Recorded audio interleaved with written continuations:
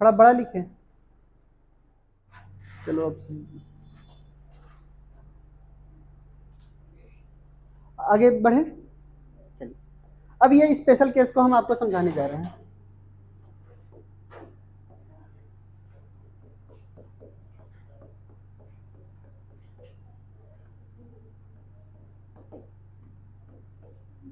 इतना बड़ा सही है, सुनेंगे ध्यान से। हाँ, वो धीरे धीरे छोटा होते ही जाना है ना, तुम लोग सोच रहे हो ना। हाँ, सुनते ध्यान से, ऐसा नहीं होगा। स्पेशल केस क्या है? हमने ये कहा कि एक नॉर्मल में केस बता रहा हूँ, ठीक है। केस में ये है कि अगर कोई भी if normal female, normal female का मतलब हम क्या समझेंगे? RH negative. क्लियर?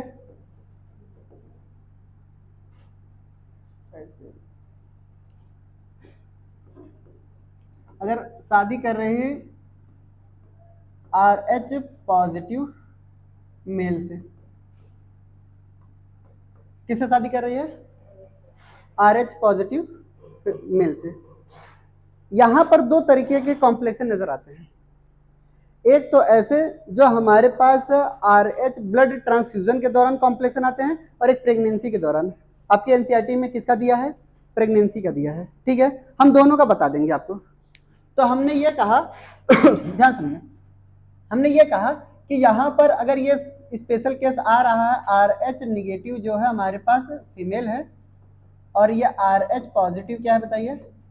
मेल है। क्लियर? इनके बीच में अगर हमारे पास क्या होता है, चाइल्ड जो होता पैदा होता है, वो कैसा होता है? तो वो RH पॉजिटिव पैदा होता है। कैसा होता है बताइए? RH पॉजिटिव प्रोजनी अगर पैदा हो जाए तो क्या होगा? क्लियर? तो वहां पर दो केसेस आते हैं, ध्यान सुनेंगे, हम आपको यहां समझाएंगे। अब क्या होगा कि जो RH पॉजिटिव जो हमारे पास प्रोजनी है, जब उनका एम्ब्रियोनिक डेवलपमेंट हो रहा होगा, तो जब भी डिलीवरी के दौरान क्या होता है कि प्लेसेंटा का जो ब्लड होता है वो हमारे प्रोजनी के ब्लड से ये क्या हो जाता है? मिक्स हो जाता है। मैच नहीं बोल रहा हूँ, क्या हो जाता है? मिक्स हो जाता है, ठीक है।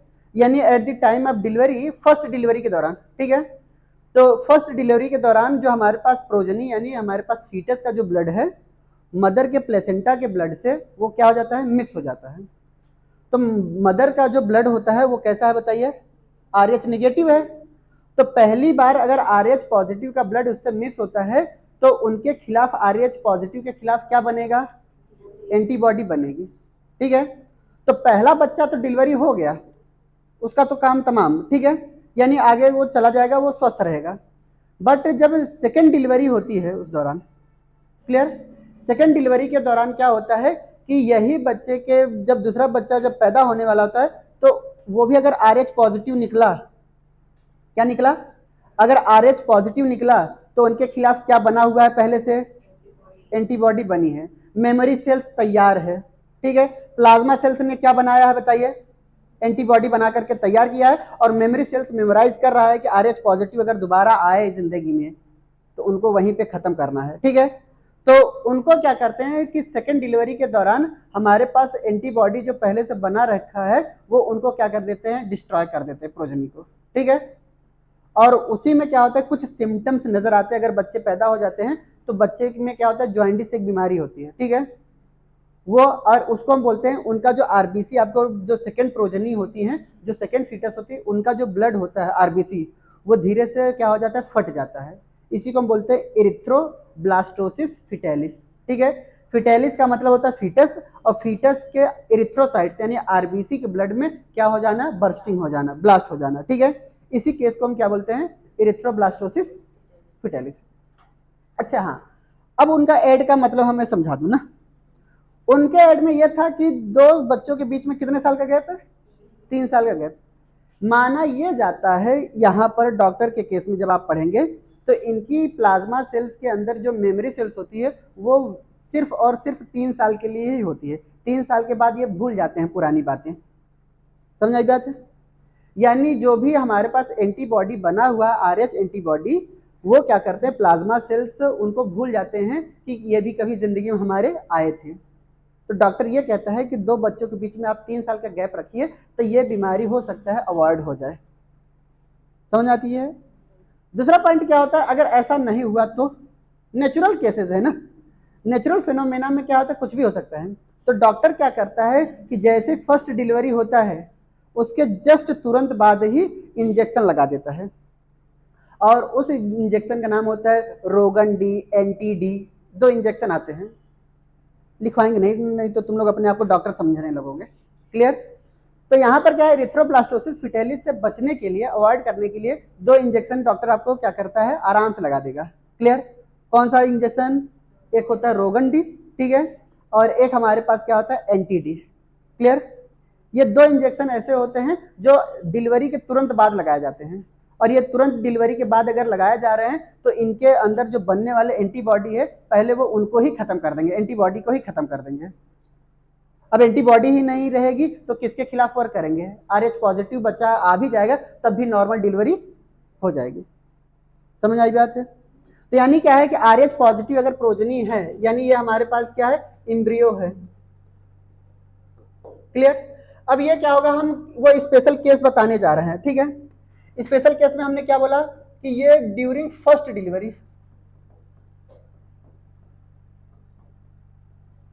ठीक है, फर्स्ट डिलीवरी के दौरान क्या होगा, जो हमारे पास एम्ब्रियो है, एम्ब्रियो कह सकते हैं या फिर हम कह सकते हैं फीटस।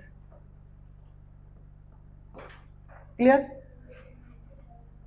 क्या होगा बताइए?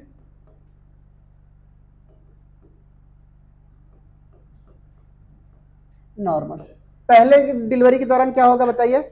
नॉर्मल होगा, बट ठीक है ऐसे लिखेंगे, यहां पे ऐसे ना करिए, ठीक है।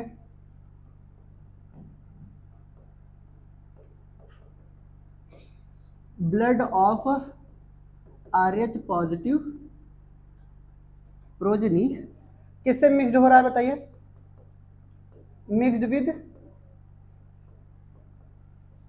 ब्लड ऑफ मदर, ठीक है। मदर के ब्लड से क्या हो गया बताइए? मिक्स कर गया। फिर उसके बाद क्या होगा बताइए? देन मदर अब क्या बनाएगी बताइए? मदर फॉर्म्ड एंटीबॉडी किसके against? Against RH positive antigen. Clear? अब जब हमारे पास यहाँ पर RH एंटीजन हमारे पास क्या हो गया बताइए? उनके खिलाफ एंटीबॉडी बन गई। अब दूसरा, अब सेकेंड डिलीवरी के दौरान क्या होगा बताइए? At the time of second delivery, second delivery के दौरान क्या होगा बताइए? हमारे पास जो ऑलरेडी से बना तैयार एंटीबॉडी, एंटीबॉडी ऑफ जो मदर है वो क्या करेंगी बताइए? डिस्ट्रॉय करेंगी एंटीजन ऑफ क्या? Foetal blood. फीटल ब्लड के हमारे पास एंटीजन को क्या करेंगे? डिस्ट्रॉय करेंगी। क्लियर? और इसी केस को हम क्या बोलते हैं बताइए? Erythroblastosis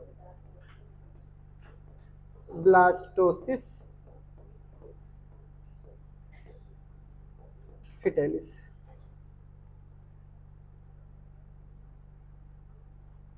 clear?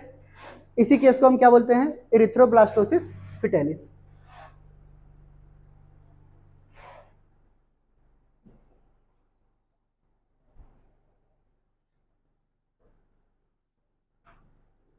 ब्लड ट्रांसफ्यूजन वाला भी मैं बता दे रहा हूं ना, कंपेटेबिलिटी। ये ये एक स्पेशल केस में जो बताने जा रहा हूं ये किसका है? Incompatibility during